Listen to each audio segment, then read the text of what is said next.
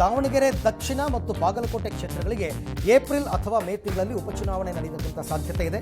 By ಎಲೆಕ್ಷನ್ಗೆ ಸಿದ್ಧತೆ ನಡೆಸಿರುವ ಚುನಾವಣಾ ಆಯೋಗ ಎರಡೂ ಕ್ಷೇತ್ರಗಳ ಮತದಾರರ ಪಟ್ಟಿ ಪರಿಷ್ಕರಣೆಗೆ ಚಾಲನೆ ನೀಡಿದೆ. ಭೀಕರ ಕಾಲ್ತುಳಿತ ಬಳಿಕ ಮತ್ತೆ ಬೆಂಗಳೂರಿನಿಂದ ಐಪಿಎಲ್ ಶಿಫ್ಟ್ ಬಗ್ಗೆ ಚರ್ಚೆ ಮುನ್ನೆಲೆಗೆ ಬಂದಿದೆ. ಬೆಂಗಳೂರಿನ ಚಿನ್ನಸ್ವಾಮಿಯಲ್ಲಿ ಐಪಿಎಲ್ ಸಿದ್ಧತೆ ನಡುವೆ ಆರ್ಸಿಬಿ ಪಂದ್ಯಗಳು ಪುಣೆಗೆ ಶಿಫ್ಟ್ ಆಗುತ್ತಾ ಅನ್ನೋ ಚರ್ಚೆ. ಪಂದ್ಯಗಳಿಗೆ ಆತಿಥ್ಯ ವಹಿಸಲು ಸಿದ್ಧ ಅಂತ ಮಹಾರಾಷ್ಟ್ರ ಕ್ರಿಕೆಟ್ ಸಂಸ್ಥೆ ಟ್ವೀಟ್ ಮಾಡಿದೆ. ವಿಮಾನಗಳಲ್ಲಿ ಪವರ್ ಬ್ಯಾಂಕ್ಗಳ ಸುರಕ್ಷಿತ ಬಳಕೆಗಾಗಿ ಹೊಸ ನಿಯಮಗಳು ಬಂದಿವೆ.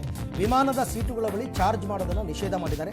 ಹಾರಾಟದ ಸಮಯದಲ್ಲಿ ಮೊಬೈಲ್ ಅನ್ನು ಚಾರ್ಜ್ ಮಾಡಬಾರದು ಅಂತ ಮಾರ್ಗಸೂಚಿಯನ್ನು ಹೊರಡಿಸಲಾಗಿದೆ. ಭಾರತೀಯ ಸೇನೆಯು ಭೈರವ ಎಂಬ ಹೊಸ ವಿಶೇಷ ಪಡೆಯನ್ನು ರಚಿಸಿದೆ. ಈ ಪಡೆ ಡ್ರೋನ್ ಕಾರ್ಯಾಚರಣೆಗಳಲ್ಲಿ ಪರಿಣಿತಿಯನ್ನು ಹೊಂದಿದೆ. ಶತ್ರು ಪ್ರದೇಶಗಳಿಗೆ ನಿಖರ ದಾಳಿ ನಡೆಸಲು ಇದು ಸಜ್ಜಾಗಿದೆ. ದೇಶಾದ್ಯಂತ ಇಂತಹ 15 ಬ್ಯಾಟಾಲಿಯನ್ಗಳನ್ನು ಸ್ಥಾಪಿಸಲಾಗಿದೆ. ಆರ್ಎಸ್ಎಸ್ ವಿರುದ್ಧ ಅವಹೇಳನಕಾರಿ ಹೇಳಿಕೆ ನೀಡಿದ್ದ ಕಾಂಗ್ರೆಸ್ನ 3 ನಾಯಕರ ವಿರುದ್ಧ ಮಾನನಷ್ಟ ಮೊಕದ್ದಮೆ ಕೇಸ್ ದಾಖಲಾಗಿದೆ.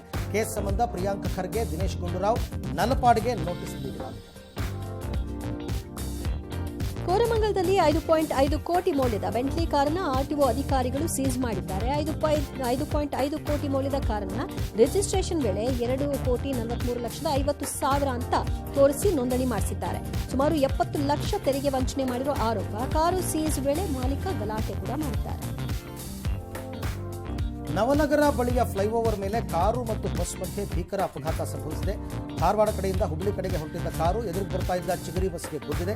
ಪರಿಣಾಮ ಗಿರೀಶನ್ ಅವರು ಕಾರ್ನಲ್ಲಿದ್ದವರು ಮೃತಪಟ್ಟಿದ್ದಾರೆ.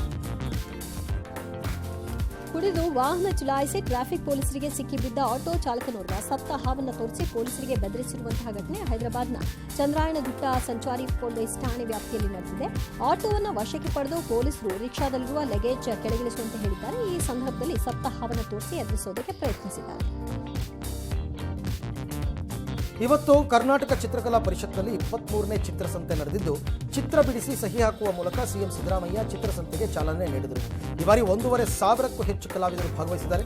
ಬಹುತೇಕ ಎಲ್ಲಾ ಕಲಾ ಪ್ರಕಾರದ ಚಿತ್ರಗಳು, ಅಮೂಲ್ಯ ಕೃತಿಗಳು ಈ ಚಿತ್ರಸಂತೆಯಲ್ಲಿದ್ದು, ಚಿತ್ರಸಂತೆಯನ್ನು ಈ ಸಲ ಪರಿಸರಕ್ಕೆ ಸಮರ್ಪಿಸಲಾಗಿದೆ. ದಕ್ಷಿಣ ಕಾಶಿ ಎಂದೇ ಪ್ರಖ್ಯಾತವಾಗಿರುವ ಕೊಪ್ಪಳದ ಗವಿಸಿದ್ದೇಶ್ವರ ಜಾತ್ರೆಯ ಮಹಾದಾಸೋಹಕ್ಕೆ ಈಗ ಸಕಲ ಸಿದ್ಧತೆ ನಡೆದಿದ್ದು, ಜಾತ್ರೆಗೆ ಬರುವ ಲಕ್ಷಾಂತರ ಭಕ್ತರಿಗಾಗಿ ಸುಮಾರು 10 ಲಕ್ಷ ವೆಚ್ಚದಲ್ಲಿ 60 ಕ್ವಿಂಟಾಲ್ ಸಕ್ಕರೆ, 40 ಕ್ವಿಂಟಾಲ್ ಹಿಟ್ಟು, ತುಪ್ಪ ಬಳಸಿ ಮೈಸೂರು ಪಾಕ್ ತಯಾರಿಸಲಾಗುತ್ತದೆ.